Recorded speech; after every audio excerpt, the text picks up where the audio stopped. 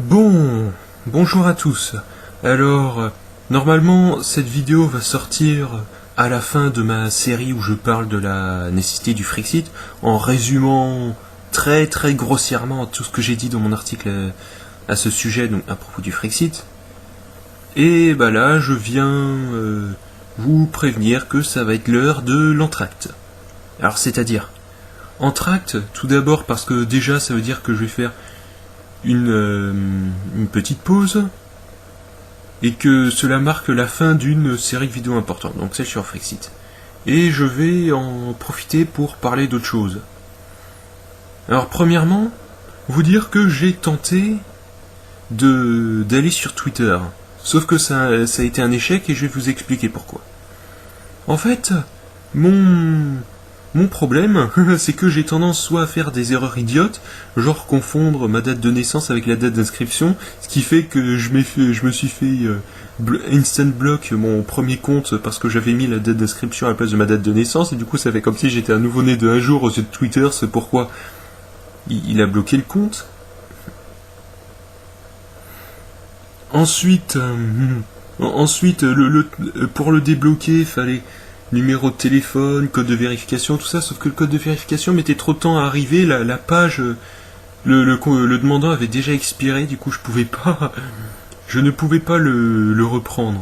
Je pouvais pas reprendre mon compte. C'est ça le problème. J'ai tenté d'en créer plusieurs, certains étaient instant block parce qu'on reconnaissait le mot de passe ou parce que j'en créais trop rapidement. Et enfin, après avoir réussi à créer l'un d'eux et d'avoir commencé à l'utiliser, je me suis fait un nouveau instant block, alors que j'utilisais, donc je sais pas trop pourquoi, et je me suis rendu compte de la raison de ce bloc instantané par la suite. J'étais en train de répondre à des commentaires, sauf que moi j'ai tendance à répondre rapidement, quelquefois même très rapidement.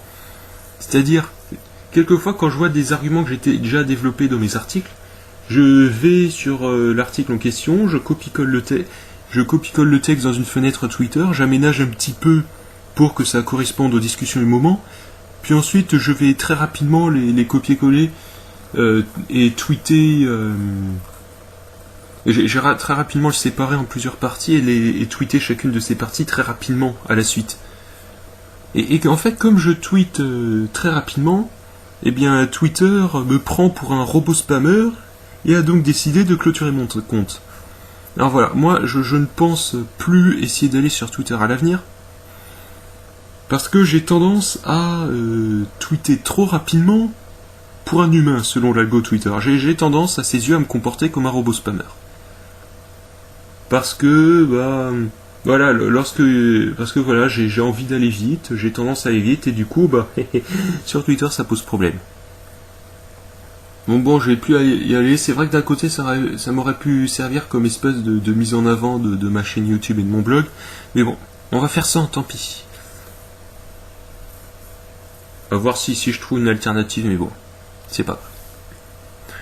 Après, par la suite, j'ai toujours quelque chose dont j'ai peur, c'est qu'il y ait certaines personnes qui se fassent passer pour moi et qui aillent dire de la merde ensuite sur les réseaux sociaux et qui pourrissent ma réputation. Je sais pas si si ça vous est déjà arrivé de vous faire que quelqu'un copie votre pseudo et votre pp puis fasse passer pour vous en allant insulter les autres ou pour je ne sais quelle raison. Je sais que c'est déjà arrivé à Pianizza, entre autres, il y a très longtemps. Je me souviens il y a des mois et des mois, 2 ans je pense environ, sur une de ses vidéos où il y avait quelqu'un qui se faisait passer pour lui dans les commentaires, donc même pseudo, même pp, qui allait insulter les gens. Pianizza a été obligé a été obligé d'intervenir pour que les gens se rendent compte que c'était un faux. Bon, moi j'ai toujours peur que ça m'arrive, ça m'est pas encore arrivé parce que bon, je ne suis qu'un élu, c'est très connu, mais